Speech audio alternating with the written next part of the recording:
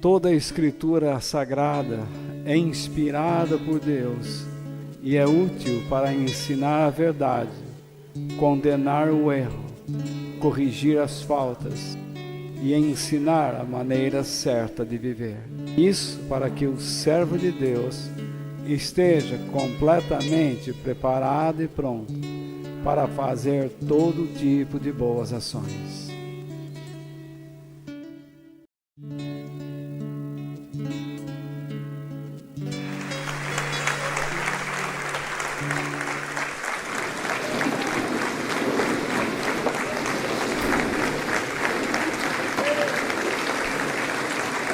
Há 28 semanas eu já estou compartilhando com vocês sobre fé.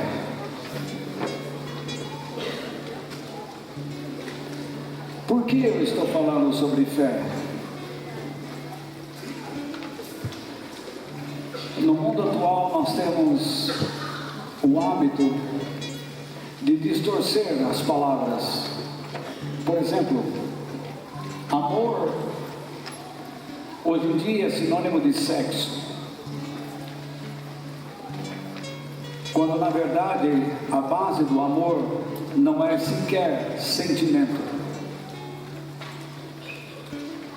Quem espera algum sentimento para amar não ama, comete erros. Vocês estão me escutando? Quem espera algum sentimento para amar não ama, comete erros. Nós estamos sempre cobrando de outro o amor, isto é, o sentimento.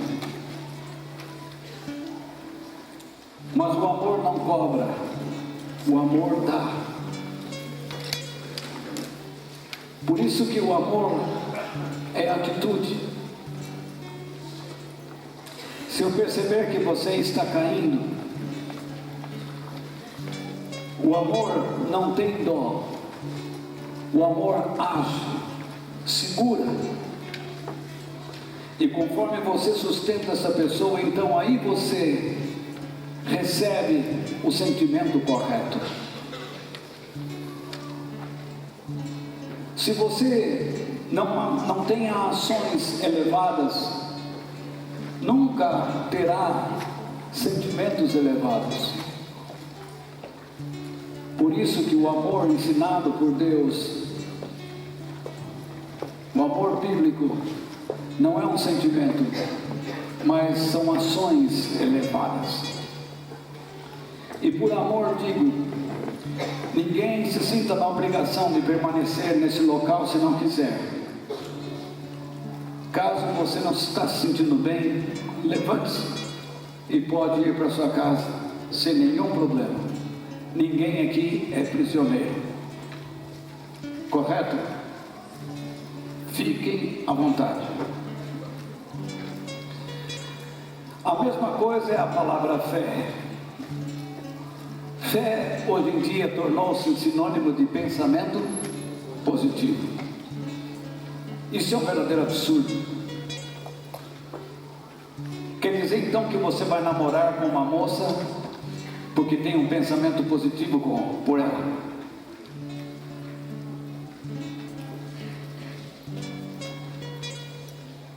Como é que você pode ter confiança em alguém por achar que você pensa positivamente sobre uma pessoa sem conhecer o seu caráter, quem ela é?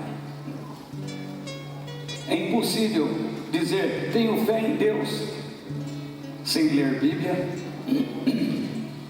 sem pagar o preço, sem enfrentar os custos. Por que você está aqui hoje? Porque estar numa reunião como esta é um custo que você tem que pagar, que eu tenho que pagar. Deus estabeleceu assim. Todos os domingos vocês vão se reunir para cantar, para aprender, para orar. Paulo ensina isso. Esse é o custo. Quem não gosta de fazer isso está enfrentando problemas e terá problemas sérios. Por que eu quero falar de Deus às pessoas?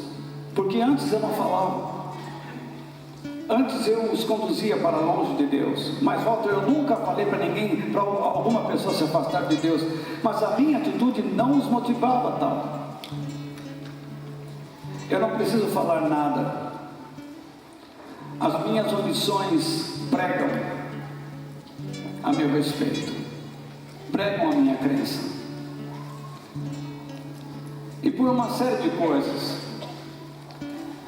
Por a fé estar sendo distorcida, eu tenho falado com vocês sobre a fé é mais do que acreditar. Ela é mais do que um esforço em acreditar em Deus. E essa é a segunda semana que eu vou falar sobre a fé de Moisés. Porque nós estamos pegando Hebreus capítulo 11, que fala da fé de vários homens. E no final pretendo, se Deus assim permitir, mostrar a vocês como, desde lá do versículo 1 até o final, como ela vai sendo construída. Ela começa como um bebê, lá em Abel, e ela vai se desenvolvendo, ela vai crescendo, e agora nós estamos numa fase onde a fé nos leva a libertar pessoas, nos dá obrigações, e nos leva a uma posição em que nós temos que aprender a ser abnegados. E o texto que eu escolhi hoje está em Hebreus capítulo 11, versículos 24 ao 27, que eu os convido para ler.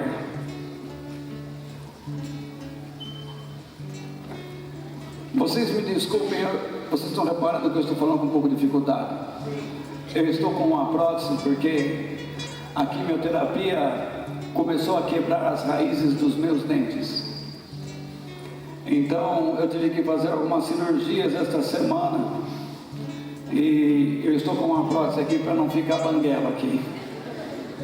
Ou melhor, um buraquinho só. Mas fazer o quê? Não faz mal, não é por causa da falta de um dente que eu não vou morder a Denise.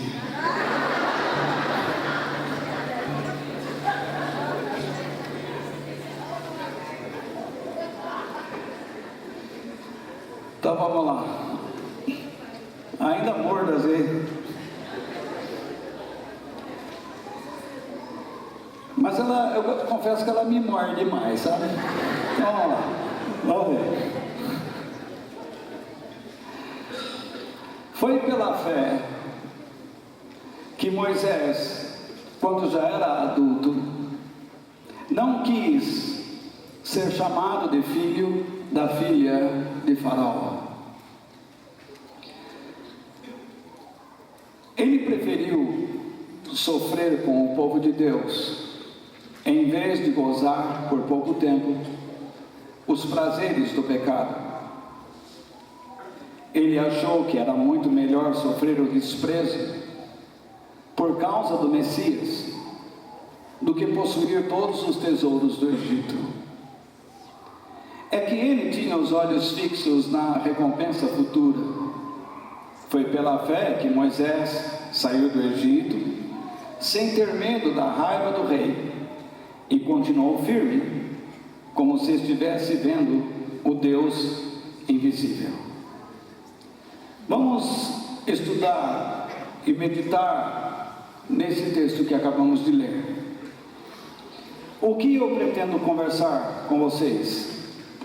A fé bíblica, ou verdadeira, nos capacita a abrir mão de muitas coisas, a considerá-las como objetos de segundo plano, por causa da vontade de Deus em nossas vidas. Eu disse há pouco, se você se apega às coisas que você tem, aos seus conceitos, às suas ideias. Se você se apega ferrenhamente a essas coisas, você estraga, você impede, você inibe o processo de Deus na sua vida. Deus quer fortalecer você, mas se você se apegar a alguma situação, a alguma pessoa, ou a si mesmo, ou aos seus interesses, você inibe, você atrapalha o trabalho de Deus ao estruturar sua vida. A fé bíblica vai além de simplesmente acreditarmos em Deus, pois ela sempre faz com que nos movamos de um ponto a outro, segundo a vontade do Criador, o Deus Todo-Poderoso. Algumas pessoas dizem: eu creio em Deus, mas estão com a vida estacionada.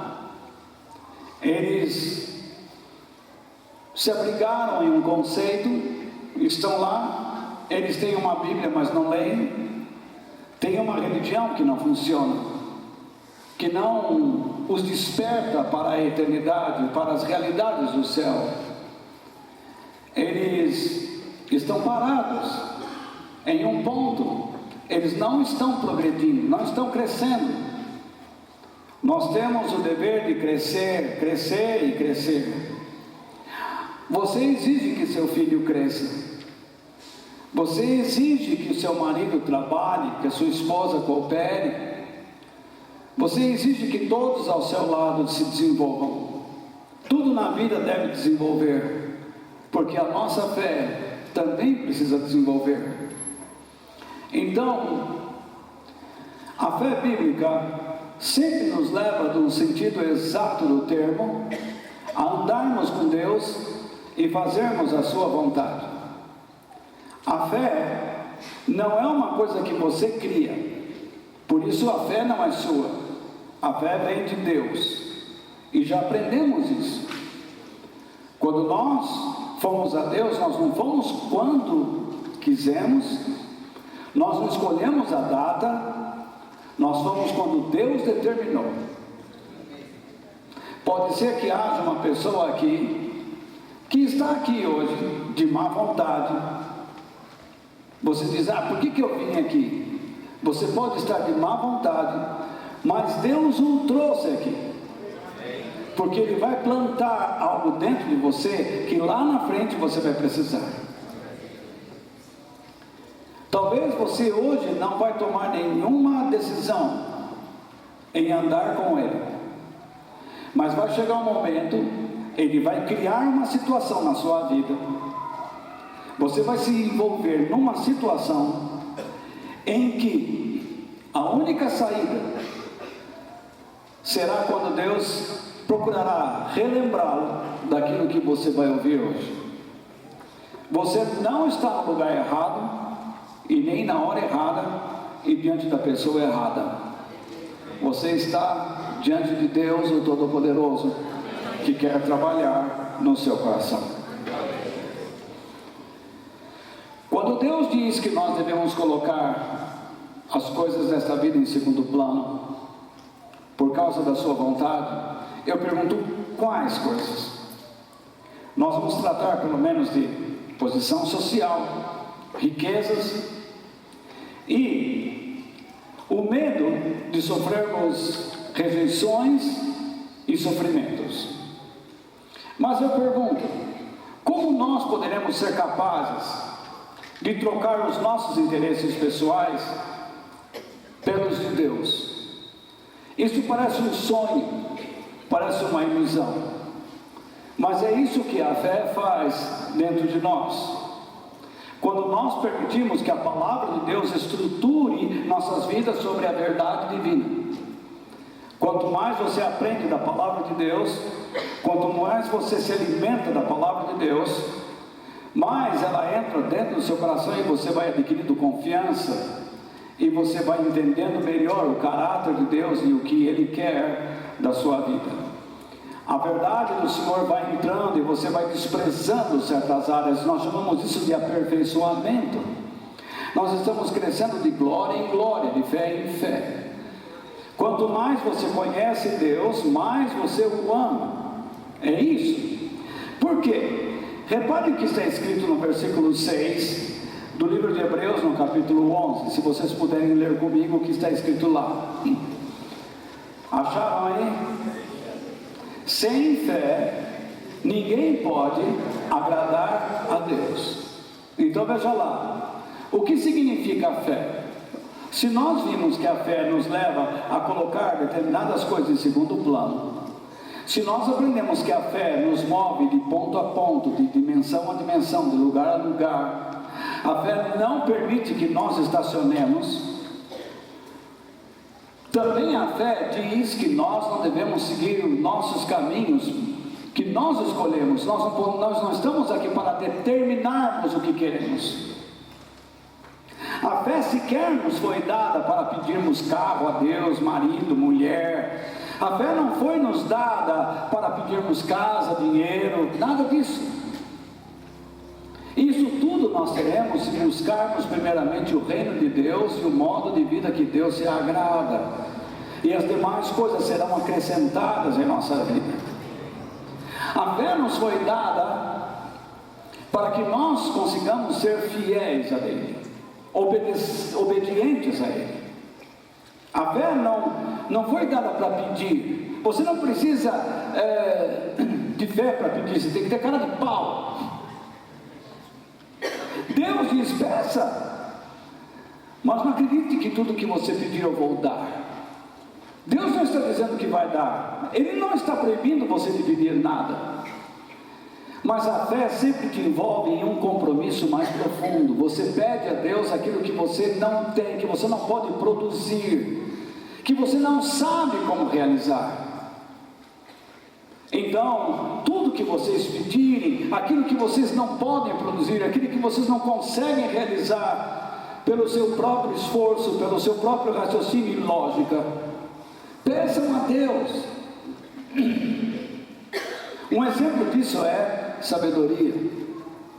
Quem é que consegue enxergar a vida com os olhos de Deus, do ponto de vista de Deus, com a perspectiva dele? Em determinadas situações em que você está lá embaixo, num vale escuro, sombrio, como a morte, você não é capaz de enxergar a vida, aquele momento, com os olhos de Deus. Você só vê tristeza, angústia, desamparo, muita luta, sofrimento, e você questiona: por quê? A única pessoa que pode lhe dar a finalidade daquela situação é Ele. Então nós precisamos pedir sabedoria, para que Ele nos mostre como andar naquele momento. Não basta você gritar, subir no monte, ficar berrando. Não basta o chão queimar, luzinhas piscarem, anjos caírem do céu. Você precisa saber como se mover, porque a fé exige que você ande. Saia de um lugar para o outro. Deus te conduz. Então, sem fidelidade, sem isso, é impossível agradar a Deus. Porque Deus sempre fará com que você ande até o fim da sua vida. Então o versículo continua: porque quem vai a Ele precisa crer que Ele existe e que recompensa os que procuram conhecê-lo melhor. Esse é o verdadeiro sentido desse versículo nos originais. Quanto mais você procura conhecer a Deus, mais você será recompensado. Aí surgem alguns pregadores e dizem assim: Deus vai te dar mais dinheiro, Deus vai te dar mais bens materiais. Ele não está dizendo isso. Você vai ser recompensado com recursos, com virtudes espirituais e posses eternas.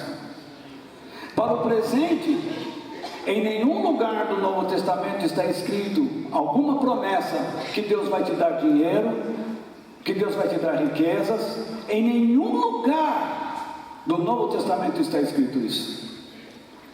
Mas na Bíblia, no Velho Testamento, Deus dava dinheiro para o povo. É lógico, eles eram uma nação física, nós não. A nossa pátria não está neste mundo, a nossa pátria está na eternidade. O nosso Deus supre nossas necessidades. Então não me importa se aqui vai ter um mais rico ou um mais pobre. O que importa é que você saiba definir a sua situação econômica e social diante dos olhos de Deus. Que você seja um exemplo de pessoa de Deus na sua condição social e econômica. Que você saiba se portar dignamente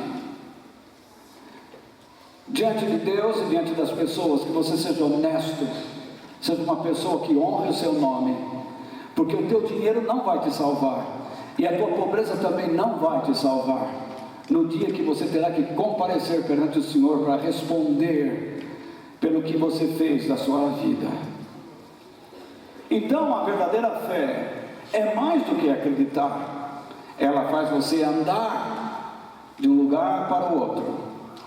Quando você confia numa pessoa, você namora, fica noivo e casa, não é assim? E então o que acontece? Você não sai de casa, para a tristeza da mamãe e do papai. Aí você vai para outra casa, aí lá, repare como você começa a crescer, ajustes de personalidade, temperamento, não é fácil, mas você percebe que está mudando, ou não é? Você está crescendo, não é isso mesmo? Daqui a pouco você tem seus filhos e o processo vai se repetir. O que aconteceu? Você confiou naquela mulher, você confiou naquele homem, você conheceu os traços do caráter, da personalidade, porque viver junto é um risco muito grande.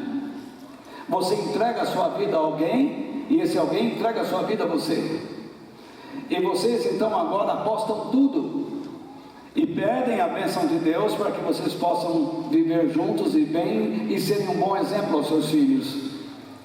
E você então agora está confiando, você tem fé naquela pessoa, e agora você está mudando sempre, mudando para abençoar aquela pessoa, e aquela pessoa abençoando para mudar, a fim de abençoar sua vida.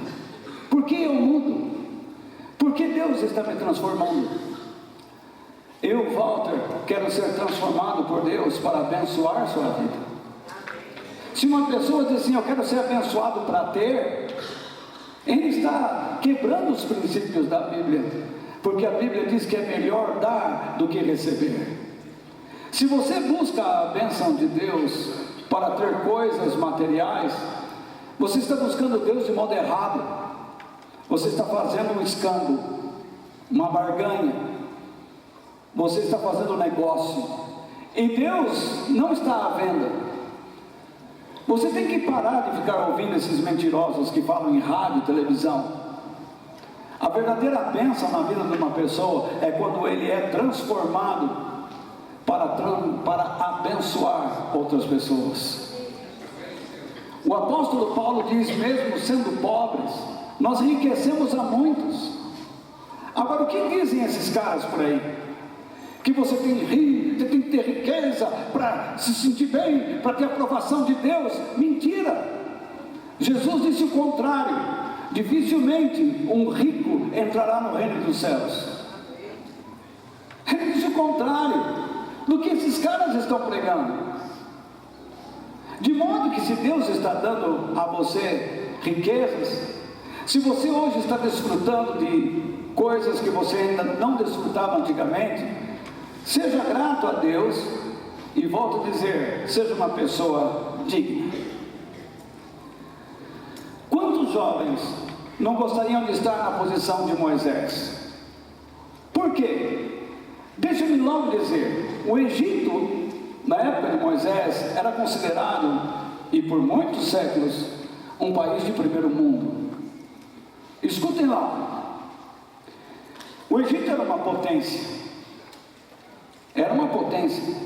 era rico, tinha muito minério, eles tinham técnicas extraordinárias de extração de minério, sistema de irrigação, plantações. O Egito produzia comida em abundância. A medicina no Egito era tremendamente avançada. Por que não falar do sistema de matemática e engenharia? Veja quantas pirâmides eles construíram. Ah, mas são 3 lados, mas tinha pirâmides de 4 lados também. E não pense que por ser de 3 lados, aquilo era tão fácil ficar de pé, porque do mesmo modo que construíam para cima, tinha que construir para baixo. Não sei se você já entrou numa pirâmide, mas eu já entrei. Você tem que descer muito. E quem tem aquelas fobias não consegue andar lá. Você tem que descer para chegar até o sarcófago. Vai até lá no fundo. A mesma altura é a mesma medida da descida. E você vai lá para baixo. E eles facilitaram, algumas pirâmides que eles abriram, eles facilitaram a entrada. Mas na época dos faraós aquilo não era fácil, era um labirinto. Para você chegar até onde poderia ir, você tinha que entrar aqui, entra ali, entra aqui, sai lá, papá. Era um sofrimento. Eles construíram palácios.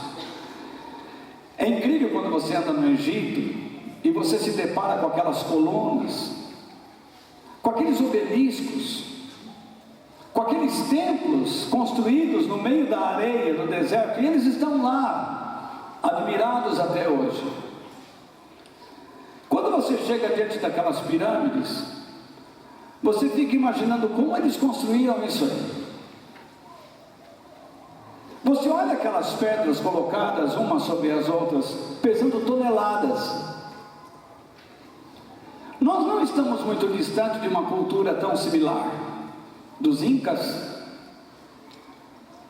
no Peru e toda a América Andina, até a Argentina, até lá na Colômbia, os Incas construíram coisas também fenomenais.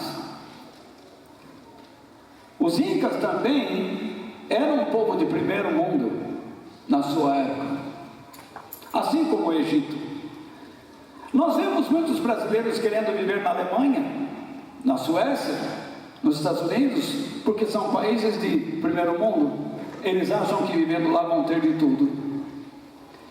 E de fato acabam tendo, porque o trabalho, o imposto, não é como aqui. Você paga, você vê as coisas funcionando. Aqui você paga e não vê nada funcionando.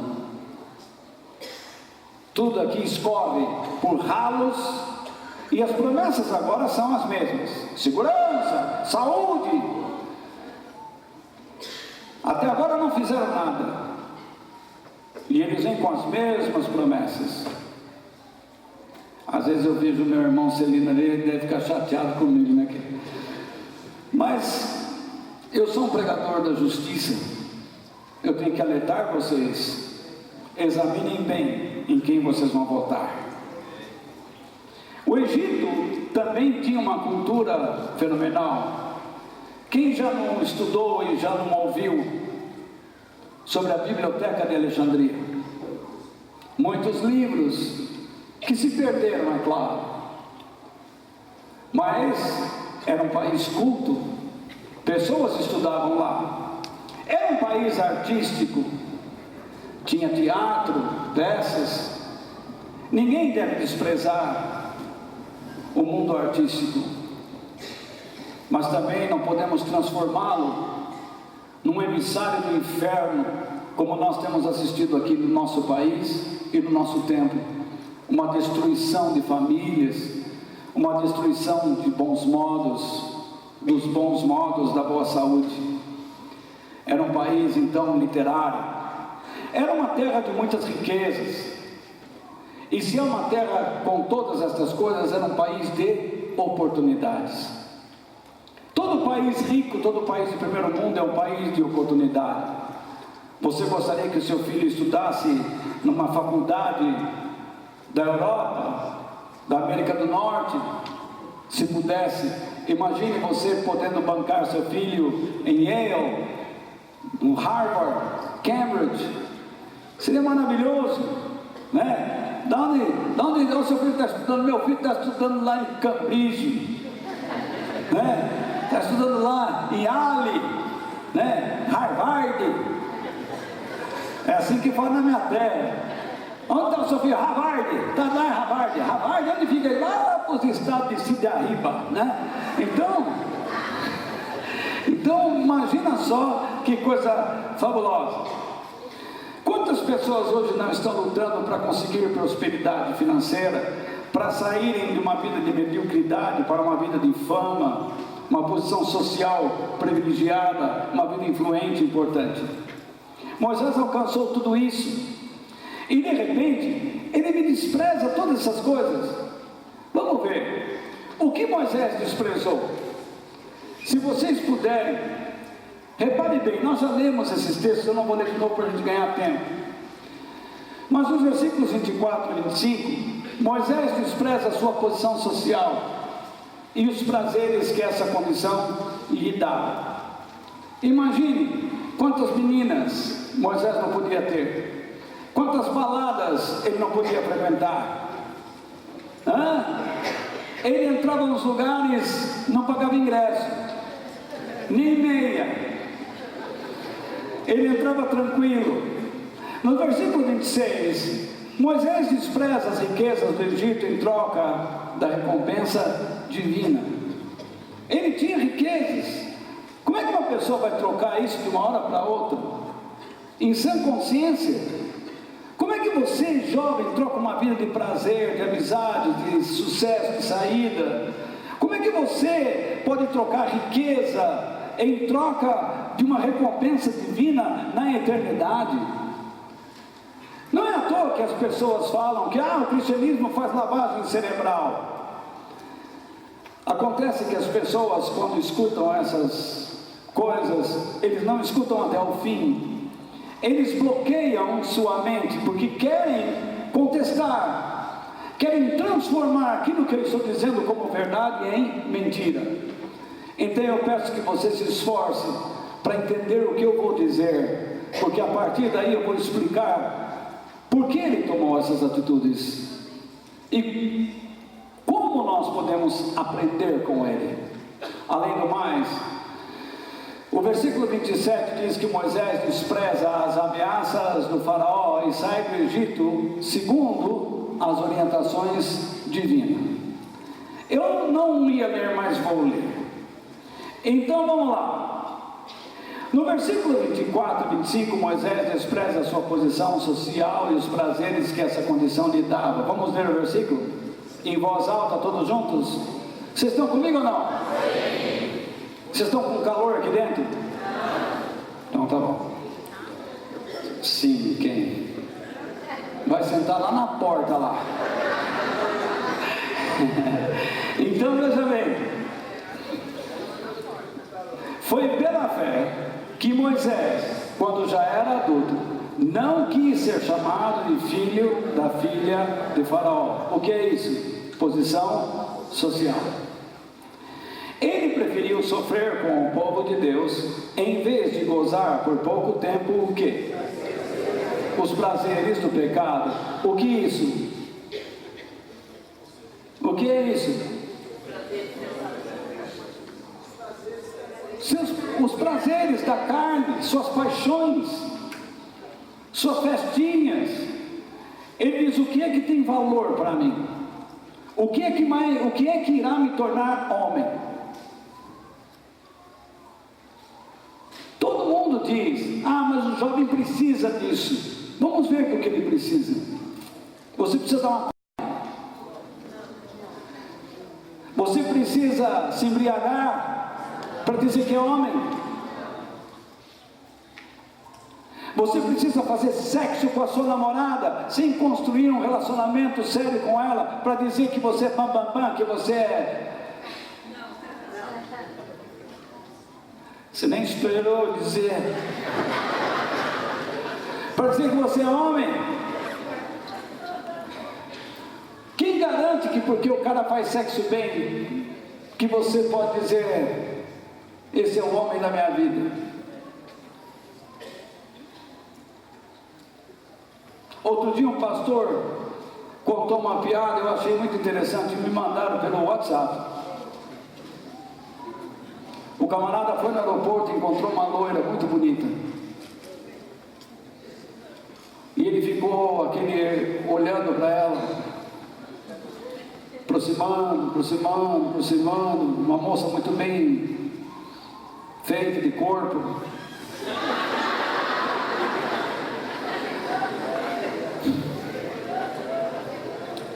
Um vestido curto. E ele, boa tarde, vai para onde? Dadá não existe, é só para enfeitar. Então, ele disse, eu também vou para lá, tenho trabalho, vai a trabalho, vou a trabalho, senhor, o que você faz? Ela disse, eu sou sexóloga. Sexóloga é. O que trata a sexóloga, afinal? A gente estuda a vida sexual das pessoas, é mesmo? Por exemplo, ela disse, os árabes são bem dotados.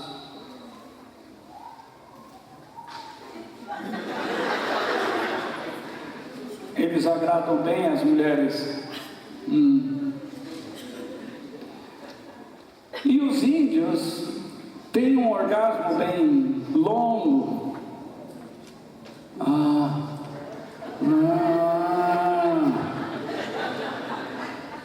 Ele disse, você está entendendo meu trabalho? Isso é só uma característica. E a conversa foi.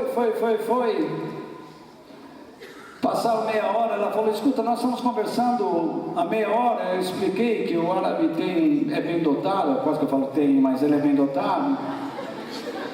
E o índio, ele tem um orgasmo longo. Mas não perguntei seu nome. Como é seu nome? Meu nome? Mohamed Patachó.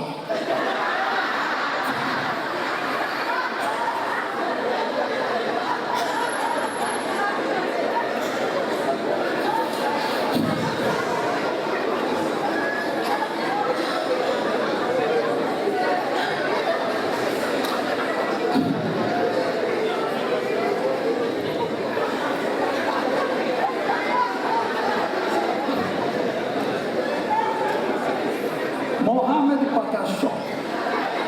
Muito bem. Voltando ao assunto. No versículo 26, ele achou que era muito melhor sofrer o desprezo por causa do Messias do que possuir todos os tesouros do Egito. É que ele tinha os olhos fixos na recompensa futura. O que é isso? Ele despreza as riquezas que possuía para fazer o que tinha que ser feito. No versículo 27, foi pela fé que Moisés saiu do Egito sem ter medo da raiva do rei e continuou firme como se estivesse vendo o Deus invisível. E o que é isso? Ele despreza as ameaças de um tirano, de um homem perigoso, de um homem cruel, sanguinário, de um homem que era capaz de mandar matar e destruir qualquer um. Ele era o líder de uma potência. Agora eu quero que você reflita como Moisés desprezou a sua condição social, as riquezas, e como ele enfrentou a ira de um mundo que se opôs contra ele. Quando ele diz, não, eu vou servir a Deus, eu vou fazer a vontade de Deus, tudo se voltou contra ele. Ele só conseguiu vencer isso por meio da fé. E você deve ter reparado que ele cita que por causa do Messias, veja que ele citava isso lá atrás, o Messias. Quem é o Messias? Jesus. Como ele sabia disso?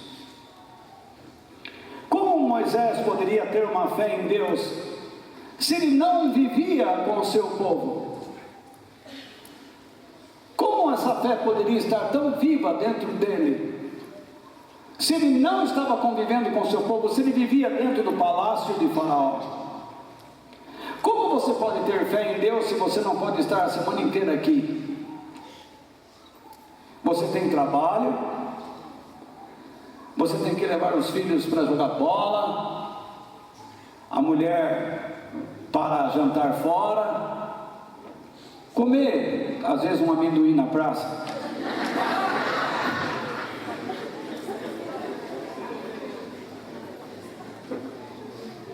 Você às vezes tem que dar uma volta com o cachorro, passear,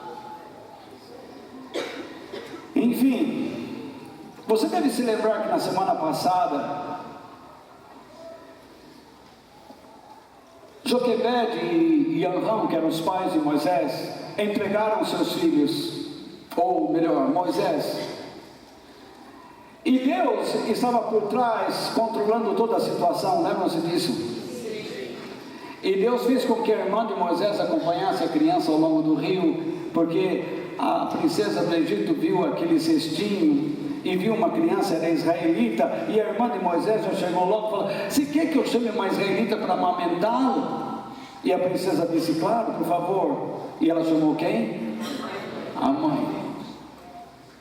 E a Bíblia diz que Joquebede entregou de volta, segundo o combinado, a criança à princesa, quando ele já estava grande. Então, não era simplesmente amamentar, ela educou o filho, ela ensinou o filho, ela cantou para ele as canções de Deus, ela contou as histórias de Deus, e ela contou do modo correto. Você vê, ela plantou sementes da eternidade no coração de Moisés, coisas que muitos pais não fazem. Como eu disse há pouco aqui para o Leonardo e a Terra, a respeito do Enzo. Você, quando tem um filho, você adquire a responsabilidade de educá-lo nos caminhos de Deus. O que a Bíblia diz em Provérbios 22:6? Eduque a criança no caminho em que deve andar, e até o fim da vida não se desviará dele. O verbo educar tem a ideia de dedicar-se a treinar, a ensinar. Não é teoria, é envolver a criança em processos. É isso que nós tentamos fazer aqui, cada domingo com seus filhos, naquelas salas, pessoas que se preparam com responsabilidade, dedicam as suas vidas e vêm aqui aos domingos, poderiam estar passando, são jovens que estão lá cuidando de seus filhos, e não só lá, mas no berçário embaixo aqui, e também com adolescentes.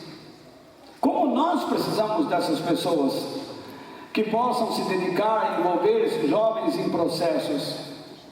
E não é só lá, mas aqui também nós temos jovens que já passaram dessa fase e que nós sempre estamos incentivando e dando graças a Deus por aqueles que se apresentam para conduzir essas pessoas em novos processos.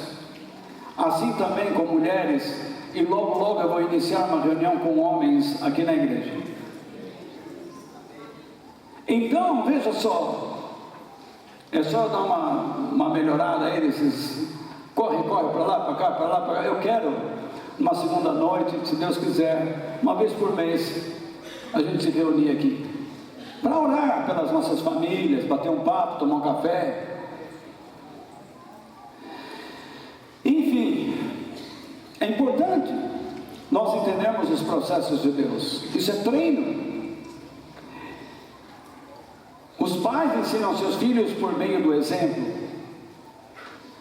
Nós plantamos sementes, e os pais de Moisés plantaram sementes no seu coração. E Moisés, depois, quando voltou para viver no palácio, vocês estão comigo ainda?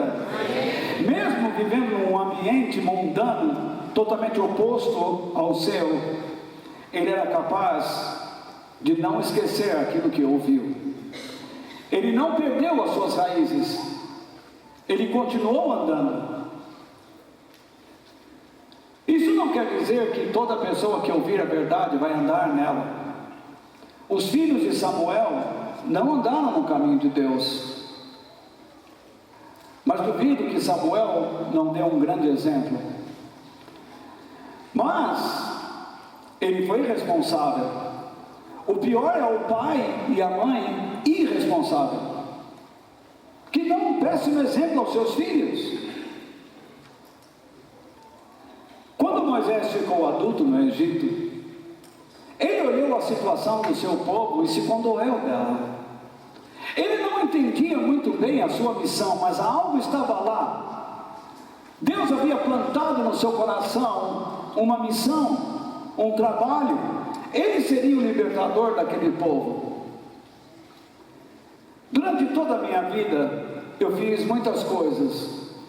Fui jogador de futebol, lutei artes marciais. Eu era um atleta. Gostava muito de trabalhos manuais. Mas havia alguma coisa que Deus havia plantado aqui dentro. Eu queria ser religioso, tudo me empurrava para essa área, mas eu não sabia como fazer isso. Entrei em seminário, não gostei, até que conheci uma escola de Deus, vi professores dignos, e ali fiquei e aprendi com eles. Hoje eu estou aqui, eu sei que eu fiz a escolha certa, que eu aceitei o caminho correto. Era isso que Deus queria da minha vida, mas eu não entendia tudo naquele momento. Eu confesso que quando eu me encontrei, me deparei, eu já queria pregar, achava que eu sabia, e eu percebi que não sabia nada, que eu precisava aprender, eu precisava ser humilde. Então o que aconteceu? Deus preparou alguns anos da minha vida para eu andar com pessoas capacitadas. Isso é um processo maravilhoso. Deus me ensinava a não escolher porcaria. Deus me ensinava a olhar pessoas que realmente eram dignas. E eu quis andar com pessoas dignas. E elas me ensinaram muito. Isso não quer dizer que eu nunca errei, que eu nunca falei. Lógico que falei até com elas. Mas o que elas passaram para mim me dá base até para os dias atuais. Se você andar com pessoas que não valem nada, você também não terá muito valor. Se você começar a conversar com mulheres que falam mal do casamento do marido, você logo estará falando mal do seu casamento e do seu marido. Se você andar com jovens que falam mal de seus pais, logo você vai também falar mal de seus pais em vez de ajudá-los. Você tem que andar com pessoas que lhe passem princípios excelentes, uma vida elevada. O que Moisés poderia aprender no Egito? Ele aprendeu matemática, ele aprendeu técnicas de irrigação, ele aprendeu como construir, ele aprendeu a observar muitas coisas, mas ele não aprendeu a observar Deus. A sua mãe colocou essas sementes. E então Moisés precisava ser retirado tanto do Egito como do meio do seu povo, porque no meio do seu povo existiam aquelas pessoas desanimadas, porque a situação estava se tornando cada vez pior. E o mesmo eu digo a você: se você vai atrás desses caras que pregam em rádio e TV dizendo que você vai conseguir prosperidade, que você vai se enriquecer, que o mundo vai melhorar, que tudo vai melhorar, mentira! O mundo só vai piorar. O próprio Jesus disse isso. Não se iluda. Se você não ensinar seu filho que o mundo vai piorar, que eles têm que atravessar um deserto para chegar até onde Deus estabelece, vocês irão perdê-los. Eles têm que ser responsáveis. Moisés foi ao deserto para aprender essas coisas. Imagine Moisés condoendo-se dos seus irmãos, seus patrícios hebreus. Vai lá, parte uma briga, mata um egípcio que estava ajudando um israelita. E sabe o que ele ouviu? Quem é você para ser juiz sobre nós, líder sobre nós? E era o que ele era. Mas ele não estava agindo conforme o jeito de Deus, com os planos de Deus. Há situações na sua vida que você tem que tomar em suas mãos, mas você pode não estar agindo nesse momento do modo que Deus estabelece. Então Deus precisa treinar você. Você precisa aprender. Então o que nós podemos aprender com Moisés? Primeiro, a família é o berço da fé. É verdade. É lá que você aprende a ter fé. É na sua casa, não é aqui não. Aqui você ouve a mensagem, mas é na sua casa que você observa. É na sua casa que você dá exemplo. Começa lá. Então, pais, treinem os seus filhos a terem fé em Deus por meio da palavra de Deus, a Bíblia. Então, onde a fé começa? Em casa. Nós não somos uma família. Nós não somos chamados casa de Deus. Sim ou não? Vocês estão quietos? O que está acontecendo? Está faltando ar? Quer que eu mande ligar o ar-condicionado? Eu mando colocar agora em 15 graus. Vamos lá, Patagônia aqui. Então, veja lá. Como pais cristãos, vocês têm o dever de treinar seus filhos a amarem a Deus, a amarem o seu povo, a igreja, e também aqueles que longe dele estão. Vocês têm que ensinar seus filhos a se comprometerem com a missão cristã, para que eles sejam pessoas dignas, para que eles coloquem o reino de Deus em primeiro lugar. Isso vai fazer muita diferença. Reflita sobre como você está lidando com seus filhos. Vamos supor que você converse muito sobre dinheiro com eles, ou eles ouvem o tempo todo vocês conversando sobre dinheiro com a sua esposa ou com o seu marido. Como eles vão crescer? Materialistas, mesquinhos, pensando que a vida se resume em adquirir riquezas, que se ele não tiver aquilo, ele não vive. Você estraga o processo de Deus. E se você depois entrar na internet, você pode baixar as minhas notas. Eu coloquei lá alguns textos bíblicos para você pesquisar. Se você fala com o seu filho que ele pode ser grande, importante, que ele vai alcançar o topo da vida, que ele tem um talento especial, ou então se ele escuta você falando o tempo todo sobre isso, quem ele vai ser? Por acaso ele vai pensar em servir alguém? Não. Daqui a um tempo você não vai reconhecer mais seu filho, ele vai ser uma pessoa que vai pisar nos outros, porque para ele a vida se resume em chegar ao topo. Jesus ensinou que os últimos serão os primeiros. Jesus ensinou que aquele que quer aprender a comandar, deve aprender a obedecer. Que aquele que quer ser senhor, deve aprender a servir. Se você fica falando essas coisas para os seus filhos, você está destruindo a criação de Deus. Se você reúne os seus filhos e só fica falando de mágoas passadas, tristezas, que revelam o que? A sua falta de perdão, como seus filhos vão se desenvolver? Cheios de ódio. Eles nunca aprenderão a perdoar. Eles nunca vão aprender a superar as suas próprias mágoas, porque o mundo faz isso com a gente. O tempo todo você sofre, aqui mesmo. Tem pessoas aqui que mandavam uma mensagem por dia, agora desconfio de mim, não manda mais nada. E vou dizer, tem alguns que eu dou até graças a Deus que não mandam.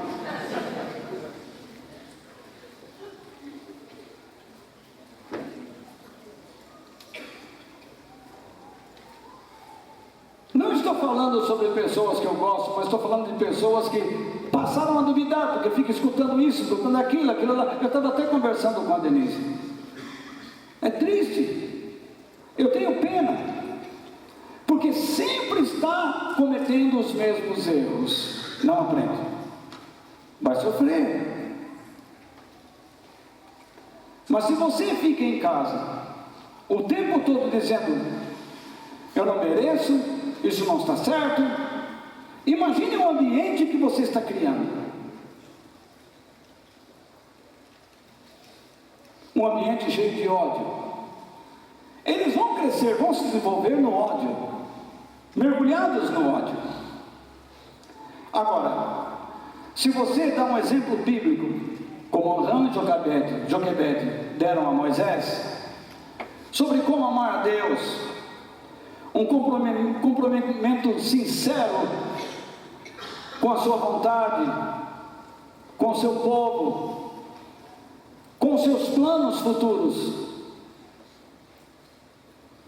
Se vocês ensinarem pelo exemplo como servirem as pessoas, como vocês respeitam a mensagem de Deus, o Evangelho, eles vão aprender a buscar primeiramente o seu reino e a sua justiça.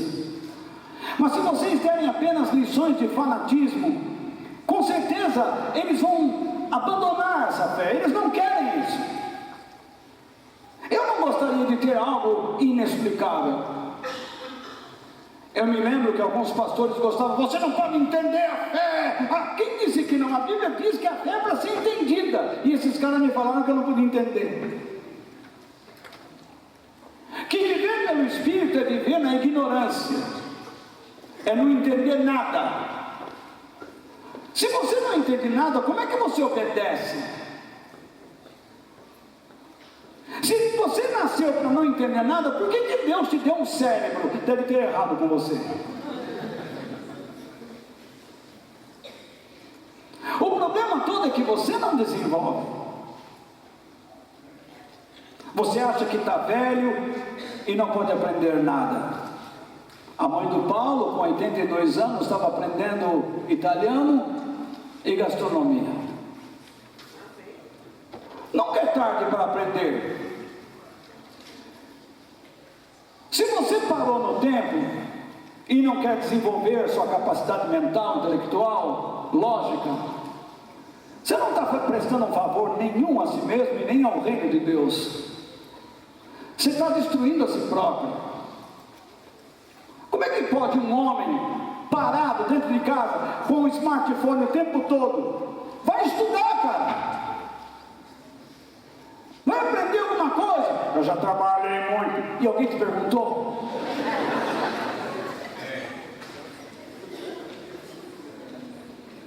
Faça alguma coisa. Dê um bom exemplo. Não para na vida. Você precisa sempre estar crescendo, crescendo, crescendo. Quando eu comecei a pregar, a primeira coisa que eu fiz, além de ler a Bíblia, foi ler uma enciclopédia de 6 volumes, de capa a capa. Não era a Barça, era uma chamada Panorama, porque eu não tinha dinheiro para comprar a Barça. Mas li quase todos os artigos, porque dizia, e aprendi, que um pregador não pode ser inculto, ignorante. Ele tem que saber de vários processos, conhecer as culturas. E não foi à toa, porque Deus me levou a várias partes do mundo. Conheci muitos povos, culturas, jurado de morte por grupos rebeldes, políticos, e Deus foi livrando. Passei por apuros, mas passei por situações maravilhosas. Conheci pessoas formidáveis que comiam com a gente, esquentando a comida em uma pedra no chão. Como também almocei com pessoas maravilhosas em verdadeiros palácios 5 estrelas. Mas cuidado com o seu exemplo, porque o seu filho está aprendendo com você. E se você um dia notar traços errados na personalidade, pode ter certeza que lá atrás houve uma falha. Tome muito cuidado. Em segundo lugar, cuidado com as suas conversas informais.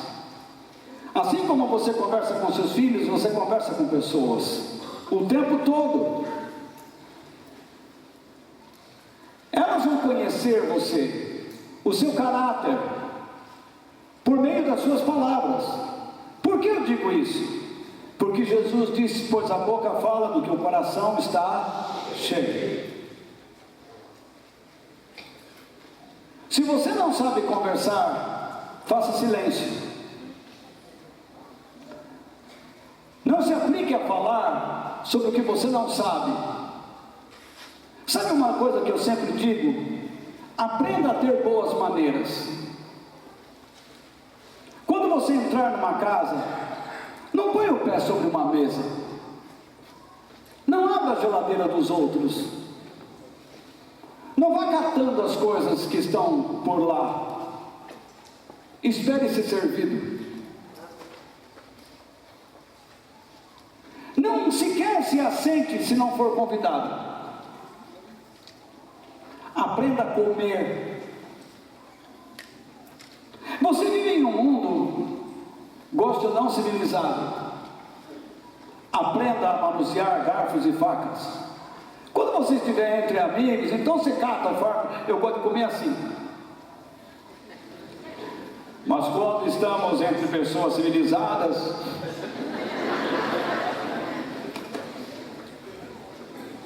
não há nenhum problema você comer com a mão. Eu já vi em muitas culturas que você tem que comer com a mão. Se você pegar algum objeto para comer comida, eles vão dizer: você não está gostando? Você tem que conhecer onde está. Você tem que saber se portar. Você é um filho de Deus. Você não pode ser comparado a uma pessoa sem educação. Você não pode entrar na casa dos outros, sequer do seu pai e da sua mãe, e viver ali como se fosse a tua casa. Se você está levando filhos, eles têm que aprender a respeitar a casa do vovô e da vovó, ainda que ela dê liberdade. Mas você chame os seus filhos e diga, ainda que a vovó ou o vovô digam, juízo.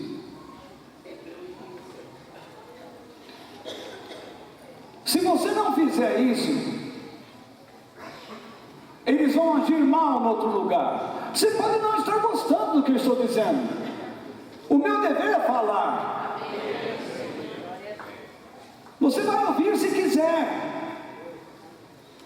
Mas como é triste quando eu ouço pessoas dizendo, volta aquela pessoa da sua igreja. Nossa, mas que sujeito estúpido, ignorante. Sabe o que a pessoa pensa? Que eu ensino a ele ser assim.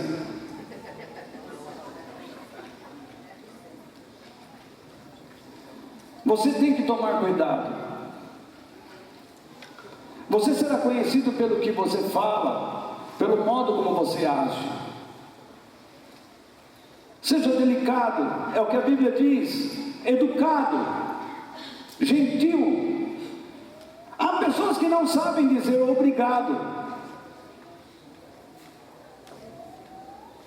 Não sabem, porque eles acham que são merecedores de todo cuidado. Não querem se esforçar. Mas a falta de gratidão é o primeiro sinal da loucura no ser humano. Se você não souber dizer muito obrigado à sua esposa, ou ao seu marido, ou ao seu filho, ou ao seu pai e mãe, você está caminhando por uma trilha de loucura. Você está destruindo sua família.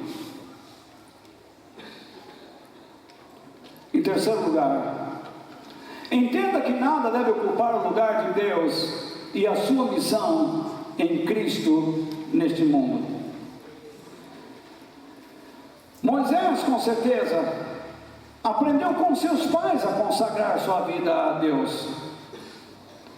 Aquelas sementes que Joquebede plantou no seu coração, quando o educou, a conselho da própria princesa do Egito, fez com que ele se transformasse em um homem temente a Deus no momento certo.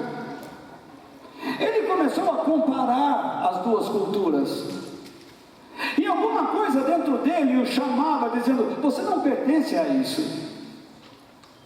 Eu dei conhecimento a você, porque você vai ter que liderar um povo. Você está numa situação agora, seja ela qual for, eu não sei qual é a função que você está exercendo, mas você está num momento em sua vida, em algum ponto da sua história, exercendo alguma coisa, pela permissão de Deus, porque você vai usar isso lá na frente, mas não significa que você tenha que ser o que você é a vida inteira. Não sei se vocês me entendem. Deus me fez lutar contra pessoas maiores do que eu, e hoje eu tenho lições disso. Deus me ensinou sobre a disciplina de um atleta. Não sou tão disciplinado hoje, mas tenho as noções da disciplina. Deus me ensinou a gostar de ler, estudar, adquirir cultura, e isso me ajuda muito. Se eu dissesse a vocês que eu não era capaz de falar com duas pessoas ao mesmo tempo, em todos os lugares que eu ia eu era o mais chato, porque eu não abria a boca, eu ficava no canto, olhando para baixo, parecia um monge em um nicho, em um altar.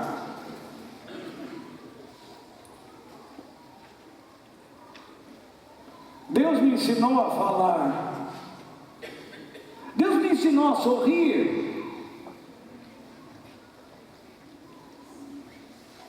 a animar, a ser animado, mas Deus me ensinou a chorar.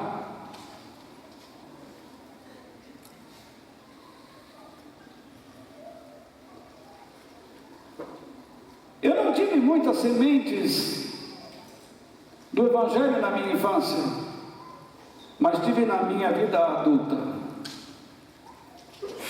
e eu não os rejeitei, guardei-as no meu coração. Joquebede plantou no coração de Deus, de Moisés, seu filho, os planos de Deus, o amor por ele. E Moisés seguiu o exemplo de seus pais,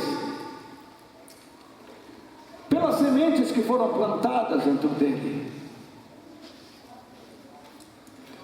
Joquebede tinha Moisés como a sua maior riqueza, e o que ela fez? Entregou seu filho. Joquebede vivia do lado de um povo desanimado, que só murmurava, porque Deus permitiu que eles estivessem numa situação de escravatura. Como pode o povo de Deus viver escravo? Ela nunca desanimou, ela nunca duvidou da promessa divina, de que Deus tiraria o seu povo de lá. E se você reparar bem no nosso texto, Moisés aprendeu a entregar suas riquezas, ele não duvidou dos planos de Deus, e ele saiu com aquele povo do Egito. As mesmas coisas que a sua mãe cria estavam dentro do seu coração. Se você passa uma semente errada para os seus filhos, ele vai viver sobre aquilo lá. Alguns pais chegam para mim e dizem assim: meu filho, não sei o que passa com ele. Eu queria saber o que se passou com você quando você estava educando. Onde estava a sua cabeça? Quando você estava mimando? Quando você deveria ensinar e não ensinou o que deveria ser ensinado?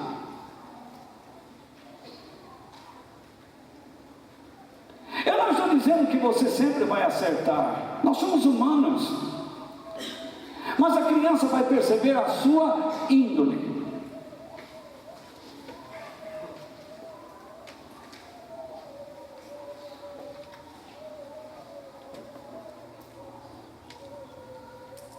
E não se esqueça que uma pessoa que aprende as coisas de Deus, mais tarde não se afasta dela.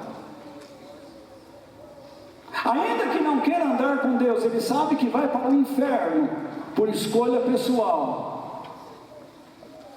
Mas ele sabe por que vai. Em quarto lugar, espero que eu esteja transmitindo uma coisa que seja abençoada a vocês.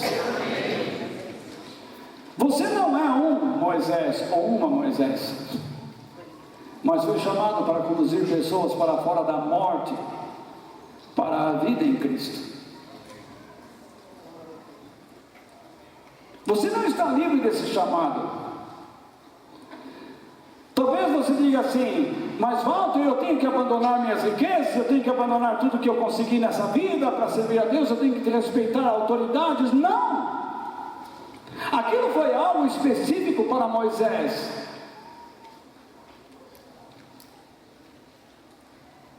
Mas você foi chamado para fazer por outras pessoas aquilo que elas não conseguem fazer por si mesmas, isto é, conhecer Deus.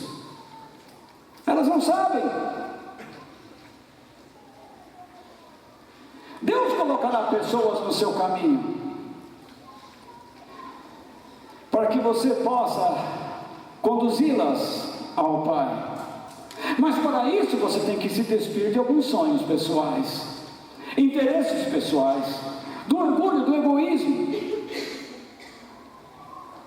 Duvido que você vai falar a uma pessoa acerca do reino de Deus, se você está tão preocupado em comer um hambúrguer. Se a sua maior atenção é comer o sanduíche, você vai dizer: ah, ele que espere. O amor não espera. O amor vai e faz.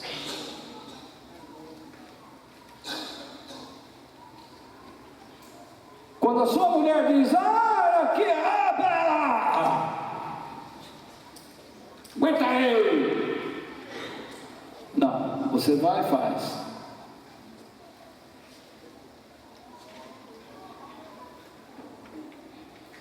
Se você tem que aprender bons modos, você vai e aprende. Se você quer aprender alguma prática, você vai e aprende. Você é um homem ou uma mulher de Deus. Se o seu filho chama, você fala: não tem agenda hoje, desmarque. Se você não puder, chame-o para perto e diz: olha, eu vou ali, eu tenho que resolver isso, mas aquilo que eu puder desmarcar, vou desmarcar e vou voltar aqui para conversar com você. Ele é mais importante do que tudo.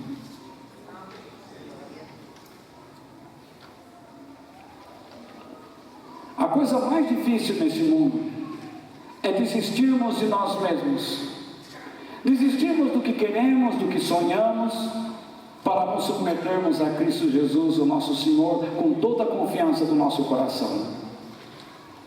Eu gostaria de terminar essa meditação ouvindo de vocês o verso 26 e lendo com vocês de Hebreus 11, se for possível. Moisés disse, ele achou, vocês podem ler comigo? Ele achou que era muito melhor sofrer o desprezo por causa do Messias do que possuir todos os tesouros do Egito. É que ele tinha os olhos fixos na recompensa futura. Moisés aprendeu, imagine, sobre o Messias 1500 anos antes. 15 séculos para Jesus chegar, e Moisés já aprendeu sobre ele. Quem ensinou? Deus nada. O pai e a mãe. Deus não manda bilhete, gente. O que eu estou fazendo aqui? Você acha? Se Deus mandasse bilhete, você não precisa nem vir aqui. Fácil, né? Mas Deus escolheu essa coisa chata aqui, que faz você ficar sentado aí.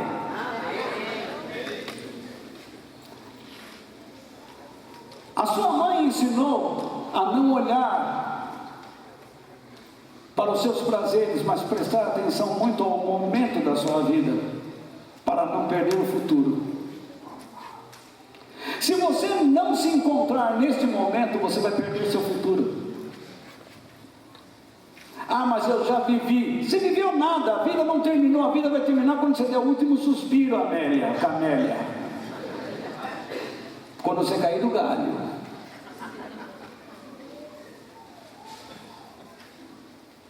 A vida vai terminar lá. E depois de lá, você vai para a eternidade. E lá, você vai ter que responder perante Deus se você produziu ou não produziu o que Ele esperava. E se você estiver aquém do que Deus planejou, lamento lhe dizer, com Ele você não estará.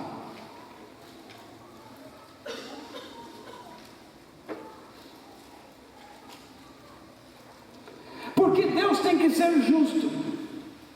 Ele não pode tratar um melhor em detrimento de outro. Ele tem que tratar todos de igual modo.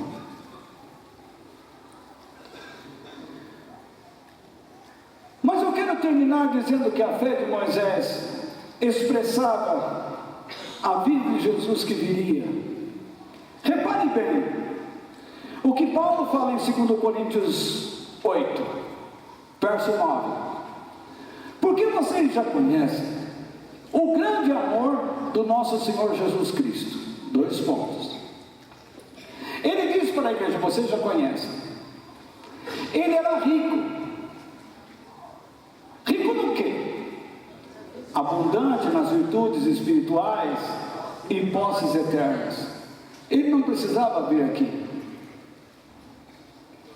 Mas, por amor, isto é, no lugar de vocês, veja, o amor é atitude.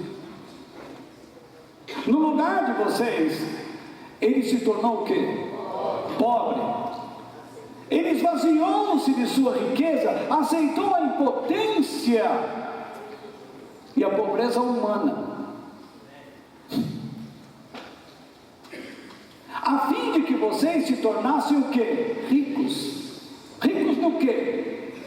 Supridos com as suas virtudes espirituais e riquezas eternas. Porque é disso que você precisa.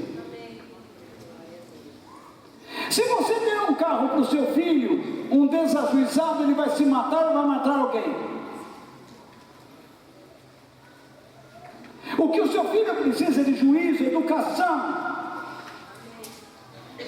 tempo com ele. Essa história que você faz uma corrente, uma campanha, uma novena e recebe o que quer, isso é uma coisa de Deus louco, sem juízo. Deus não faz isso. Deus quer que você aprenda a viver por meio dos seus princípios, a fim de que você respeite a Ele e ao próximo. Porque você e eu não temos o direito de vivermos como queremos. Se você não está casado, case-se.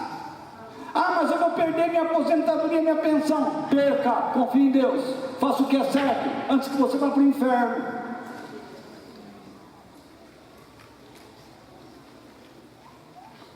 Não venham mais nessa igreja.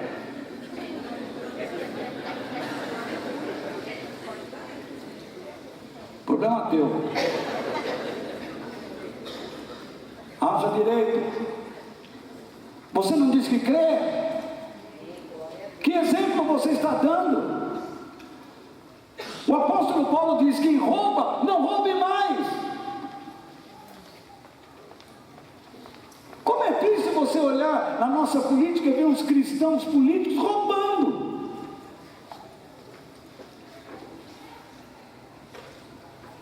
Metendo a mão no dinheiro que é de uma nação.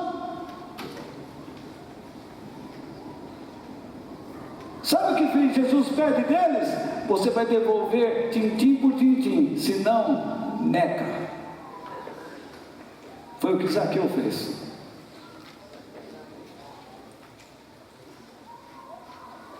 Se você roubou, você vai trabalhar para quem você roubou.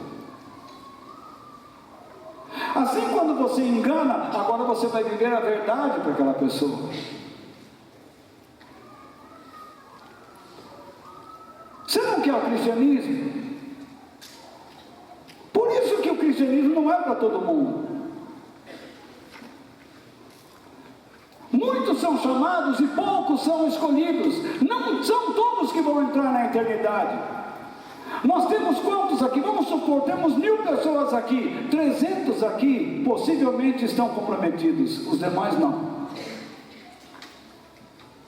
Sabe qual é o meu esforço? Abrir os seus olhos para que se comprometam. Deus está pedindo que você mude uma atitude, que você pare com esse medo. Ah, mas eu tenho medo de magoar esse e aquele. Tenha medo de magoar o teu Deus. Deixa que das outras coisas Deus cuide. Você se lembra daquele homem que Jesus disse: vem, segue-me? Ele disse: mas Senhor, deixa eu enterrar meu pai. E Jesus disse: vem cá. Você está querendo massagear a sua família porque está alguma coisa lá? Você, entenda uma coisa: deixe os mortos enterrarem os mortos. Você vem e siga-me agora. Se Deus está mostrando para você uma decisão que você tem que tomar, Ele vai dar a você todos os recursos, todas as virtudes espirituais, para que você não se perca, e lá na frente você não perca também suas posses eternas. E tudo isso Ele fez por meio da pobreza dele. Mas eu não posso terminar sem ler esse texto. Filipenses capítulo 2, versículos 5 a 11. Repare como a atitude de Moisés é muito semelhante à de Jesus. Você se lembra que Jesus andava com os seus discípulos na estrada de Emaús? E ele dizia: a Escritura fala de mim em toda parte. Veja lá em Filipenses capítulo 2, verso 5, verso 5 a 11. E nós vamos parar. Eu fico admirado a ver como vocês estão participando. Eu já estaria dormindo.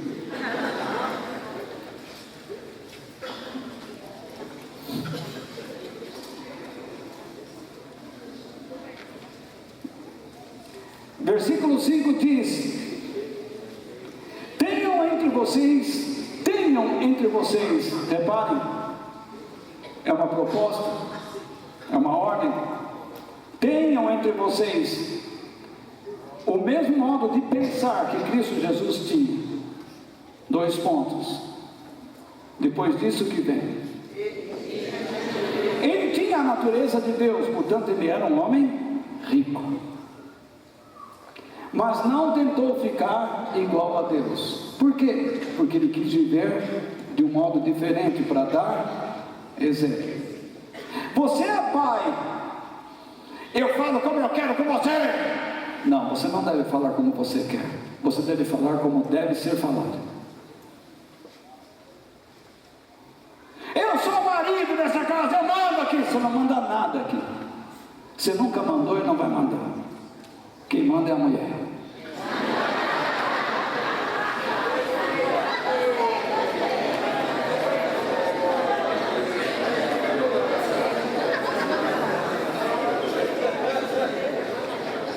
No entanto, a Bíblia diz que a mulher não deve agir como mandona. O papel da mulher é fazer com que o homem seja um servo de Deus. E o papel do homem é proteger sua família, conduzindo-a pelos caminhos do Senhor. Se o homem falha nisso, ele terá a pior mulher do mundo no seu encalço. Se a mulher não conduz o homem à presença de Deus, com certeza ela irá conduzi-lo ao inferno. Foi assim com Eva, foi assim com Adão. Se você não ajudar seu marido, não é pressionar, não é cobrar, ajudá-lo a ser um homem de Deus. E se você, homem, não ajudar a sua família a servir ao Senhor como deve servir, ambos estão falhando.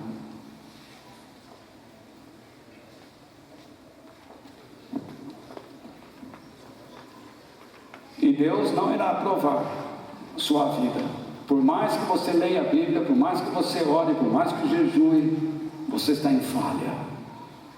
São princípios fundamentais que, se quebrados, destroem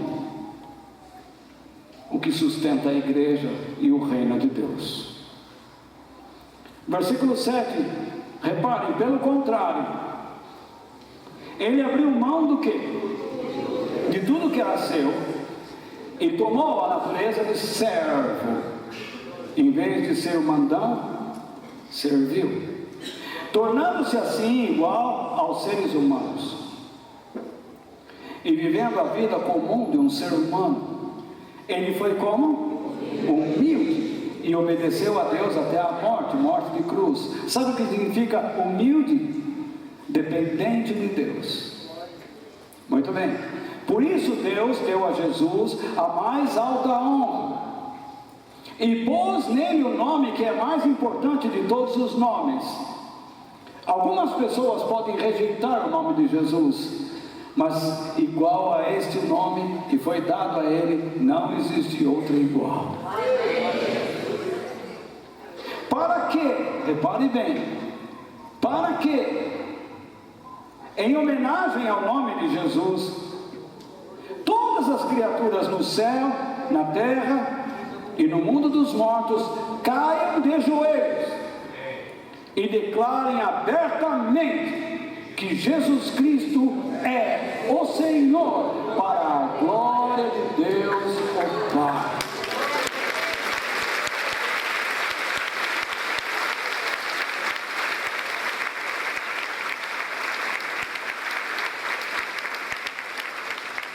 A minha esperança é que você enxergue este mundo como Moisés enxergou o seu. Um mundo caído, entregue aos demônios. Mas você não deve ter medo de demônios. Está cheio de cristão que vai nas igrejas, ai, os demônios querem me pegar. Deixa Jesus te pegar, que não há demônio que te pegue. Maior é aquele que habita em você do que aquele que habita no mundo, ou você não crê. Deixar este mundo é a única saída que você tem. Esta semana, escute o que eu vou dizer. A população mundial conseguiu esgotar os recursos naturais do planeta Terra. De modo que aquilo que nós vamos agora consumir, a terra demorará mais tempo para produzir. Vai começar a faltar alimento. Manda esses apóstolos orar pelo mundo. Coloque-os em cima da Torre Eiffel, equilibrado em cima de uma bolinha de gude.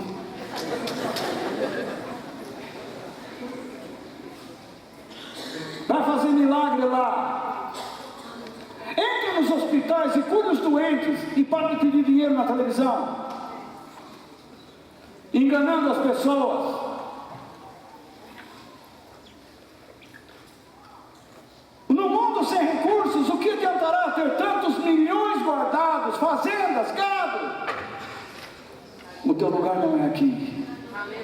O teu lugar é na eternidade. Tudo que Deus pôs na sua mão, lide com sabedoria, prudência, use para levar as pessoas a Deus, para manter viva a obra de Deus enquanto puder, se você crer. Do contrário, torne-se materialista, mesquinho, mentiroso, roubador, ladrão de Deus. Siga o teu caminho. Um mês você se compromete, outro mês não, porque você precisa comprar roupas, carro. satisfazer seus desejos. Seja uma pessoa comprometida. Amar a Deus de todo o coração não é para qualquer um. É para pessoas que tomaram uma decisão e conheceram o custo do Evangelho. A sua fé ou te levará para a eternidade, ou te levará para o inferno. Ou você toma uma decisão de amar a Deus, ou você está em rota de colisão com a verdade. Isso vai acabar com você. Desculpe o tempo que tomei de vocês nesta noite, mas falei todas as verdades que estavam no meu coração. E que vocês andem na honestidade. Nós somos falhos, mas deste pregador saiu sinceridade e honestidade, porque não emiti minhas opiniões, falei da verdade de Deus. Que Deus nos abençoe. Amém.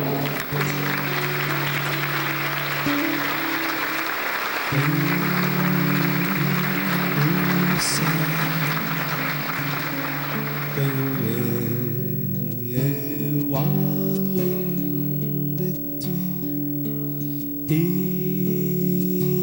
na terra em quem tenho mais prazer,